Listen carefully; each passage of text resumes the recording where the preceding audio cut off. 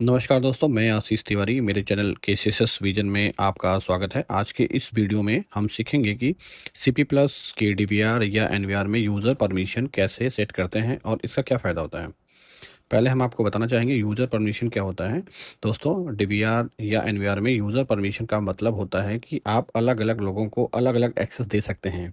जैसे कोई सिर्फ कैमरा देख सकता है और कोई पूरा कंट्रोल सिस्टम को कंट्रोल कर सकता है।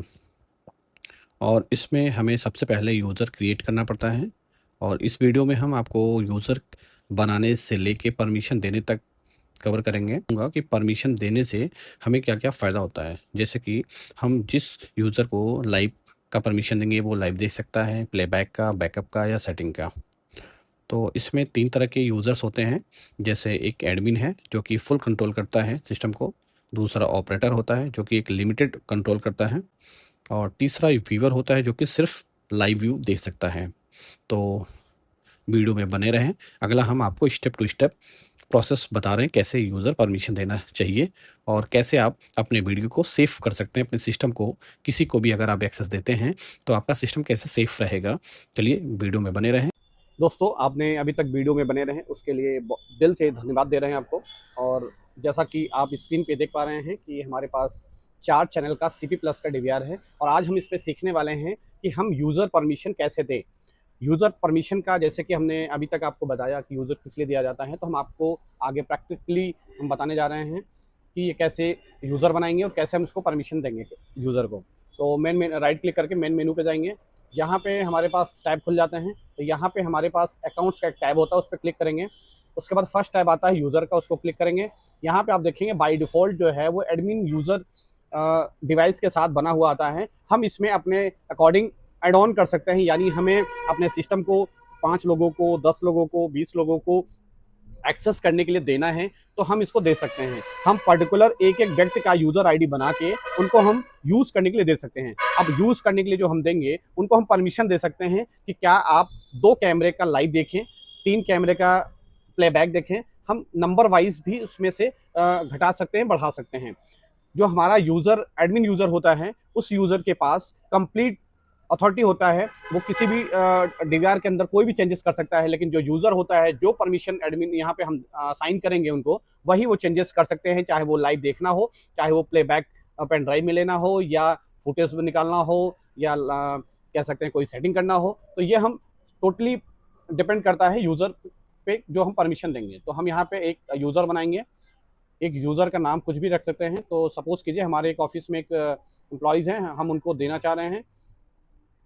तो यहाँ पे हम ऑफिस के नाम से एक यूज़र बना रहे हैं और यहाँ पे पासवर्ड आपके अनुसार जो आपको सुटेबल लगे आप उसको रख सकते हैं। यहाँ पे हमने पासवर्ड पे और कंफर्म पासवर्ड पे दोनों फिलअप कर दिया है। यहाँ पे आप रिमार्क पे कुछ भी लिख सकते हैं कि आपने पासवर्ड क्या दिया है, इससे आप एक छोटा सा एक रिमेंबर हो सके कि आपने ये पासवर्ड रखा है। तो ये दे भी सकते हैं और नहीं भी दे सकते। तो यहाँ पे जो हम यूज़र बना रहे हैं वो उसको हम क्या यूज़र जैसे बिहेव करने के लिए दे रहे हैं, या हमें एक एडमिन कंट्रोल दे पैनल देना है उसको। एडमिन अगर हम देते हैं तो वो सभी प्रकार जो यूज़र है वो सभी प्रकार के डेटा को एक्सेस कर सकता है। जैसे वो सिस्टम में जो भी सेटिंग करना है वो कर सकता है। सर्च यानी वीडियो को बैकअप ले सकता है, लाइव दे सकता है।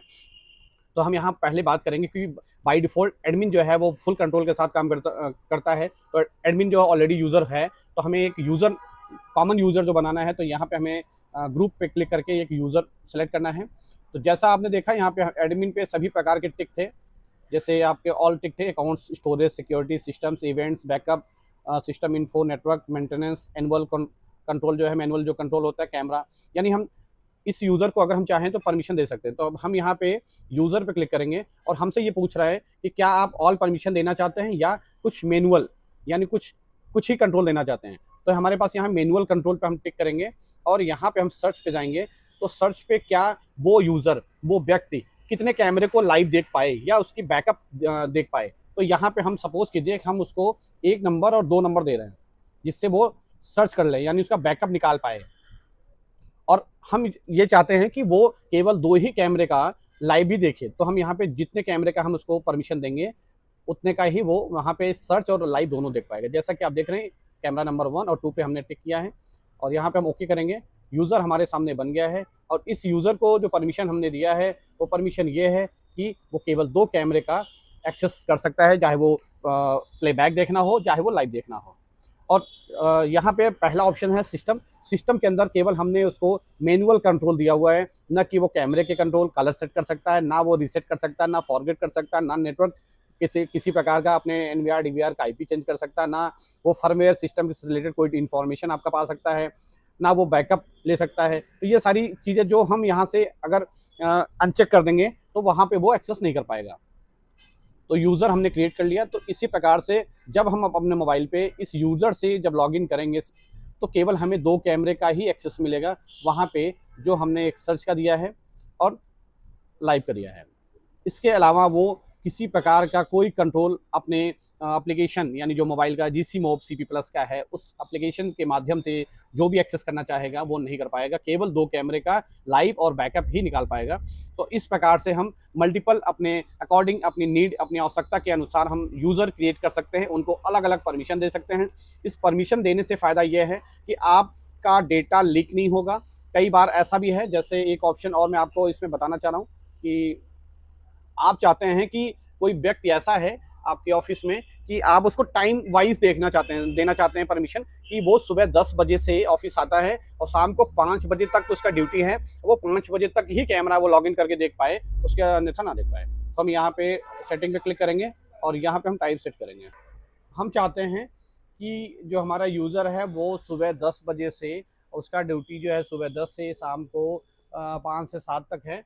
तो वो हम यहाँ पे सुबह 10 बजे से लेके शाम को जितनी बजे आप चाहते हैं उतने बजे तक का जो है आप उसको एक्सेस दे सकते हैं, जिससे वो आपका जो लाइव या बैकअप देखना चाहता है वो देख सकता है, वो 10 बजे से लेके। और अगर आप 8 बजे तक अगर आप देना चाहते हैं तो आप यहाँ तक जो है और किस दिन का उसको एक्सेस देना चाहते हैं। अगर आप चाहते हैं वो संडे ना एक्सेस कर पाए तो वो संडे एक्सेस नहीं कर पाएगा। यहाँ पे हमें डेट और टाइम अब मैं आपको दिखाना चाहूँगा। यहाँ पे सेट पे क्लिक करूँगा, ये ऑटोमेटिक लग गया है। जो पीरियड है वो इसको मैं हटाऊँगा और यहाँ से संडे मंडे अलग अलग टाइम के डेट वाइज जो है आप अपने हिसाब से सेट कर सकते हैं कि कितनी बजे से लेकर कितनी बजे तक का एक्सेस वो देख सकें। तो इस तरह की इंफॉर्मेटिव वीडियो पाने के लिए आप मेरे चैनल को सब्सक्राइब करें, वीडियो को लाइक करें और अपने दोस्तों में शेयर करना ना भूलें। धन्यवाद।